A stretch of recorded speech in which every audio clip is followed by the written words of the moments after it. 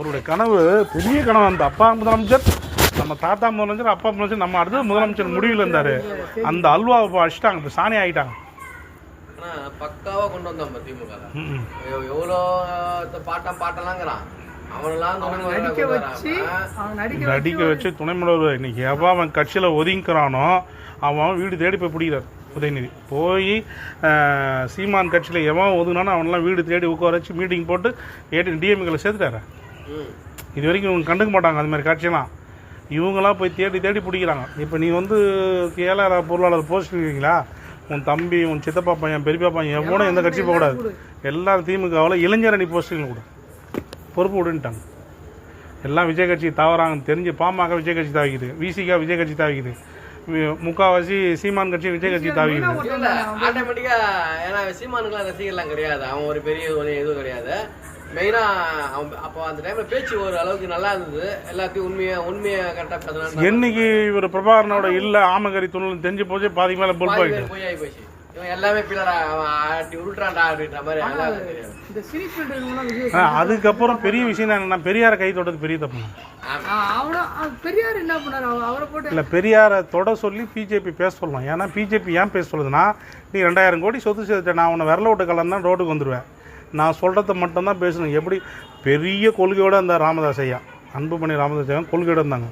அவங்கள தூக்கி மத்திய அரசாங்கத்தில் இந்த பிரச்சனைலாம் கையில் பிடிச்சிக்கின்னு எந்த கட்சியும் போட என் கடைசி வரைக்கும் என் கூட்டணி இருக்குன்னு லாக் பண்ணி வச்சிடறாங்க. தனியார் நாடு ஜெயிச்சிருப்பாங்க.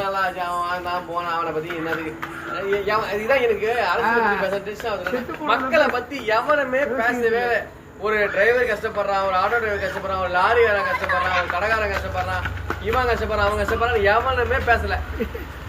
நீங்கள் இடையில இந்த யூடியூப்ல ஆட்டோ பேட்டி கொடுத்துருக்கீங்க தானே, அது உங்களை மாதிரி எலக்ட்ரிக் ஆட்டோ ஒன்று பேட்டி கொடுத்தாரு. எவனுமே அதை பற்றி எவனுமே பேசல. நாட்டு மக்களுக்கு பற்றி இல்ல. வருமானம் என்ன ஆன்லைன்ல என்னென்ன விடுறோமோ எல்லாமே விடுறான். வண்டி அது இது கடை பொருள் எல்லாம் ஆன்லைன் வர்த்தகம் ஃபுல்லா விஐபி அரசியல்வாதிகளுடைய பசங்க தானே நடத்துறாங்க. அது வருமானம் இருக்குல்ல அவனுக்கு, எல்லாமே அவங்க தானா. பணம் இருக்குது, பெட்ரோல் போடுறான், வரோம். ஆனா உட்காந்து சம்பாதிக்கிறான், உட்காந்து சம்பாதிச்சு வரி கட்டுறாங்க.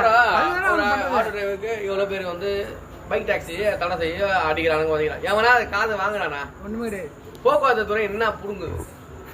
ஒரு ஓன் போர்டு கார் எடுத்துன்னு போய் டிராவல் இதில் நம்ம சவாரி போனால் பிடிக்கிற, ஏன் ஓப்பனாகவே 2 வீலரில் சவாரி போகிறான், ஏன் அவனை உள்ளே போட மாட்டாங்க, ஏன் வண்டி சீஸ் பண்ண மாட்டேன்றான்? அப்போ எங்களுக்கு மட்டும் ஏன் டீ போல் விடுறோம், எதுக்கு ஓன் போர்டு விட 5 எக்ஸி பண்ணிட்டு போகிறோம்?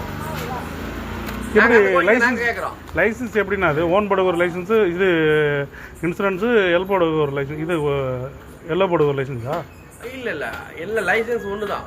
ஆனால் லைசன்ஸ் வந்து 4 வீலருக்கு வந்து வேறு லைசன்ஸ் இல்லை. இது 4450 ரூபா வருது. இல்லைங்க, எனக்கு ஒயிட் போர்டு டீ போர்டுக்கு 7000 ரூபா வருது எக்ஸ்ட்ரா. எங்கள் டீ போர்டு நாங்கள் பேட்ச் தனியாக போடுவோம். அது காரில் வந்து 4 வீலருக்கு தனியாக வரும். 2 வீலர் இன்சூரன்ஸ் எவ்வளோ வருதுங்க?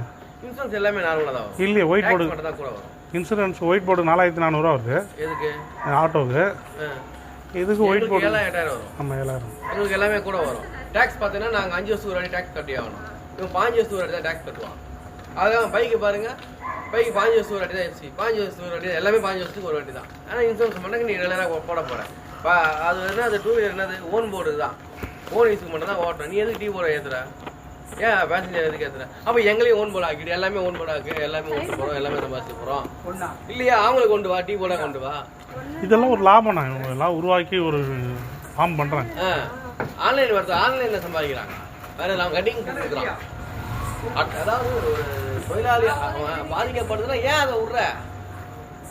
சரி, மக்களுக்கு நல்லதை செய்யறேன்னா டீ போடாக்கு, அதே டீ போடாக்கு. பொண்ணுங்களாம் துணிஞ்சு உட்காந்து போது 2 வீலர்ல பொண்ணுங்களாம் துணிஞ்சு உட்காந்து. ஏங்க இப்போ ஆம்பளை தாங்க பயப்படுறான், பொம்பளைங்கெல்லாம் பயப்படுறதே கிடையாதுங்க. பொண்ணுங்க ஏன் பயப்படுறான் சொல்லு பார்க்கலாம். இந்த ஐடி பசங்களாம், ஐயோ ஐடி இல்லை எல்லாம் தரா, நாங்கள் எல்லாத்தையும் பார்க்குறோம்.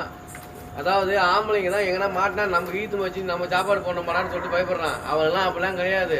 அது இனிமேல் காலை தூக்கி போட்டு ஜம்முன்னு ஏறி தூக்கி 2 தூக்கி உட்காந்து சோல்டர் மேலே வைக்கிறாங்க. அசால்ட்டா நம்ம தான் என்னடா அது அடுத்தவங்கிட்ட அடுத்த ஆளுகிட்ட வாங்க உட்காருங்க.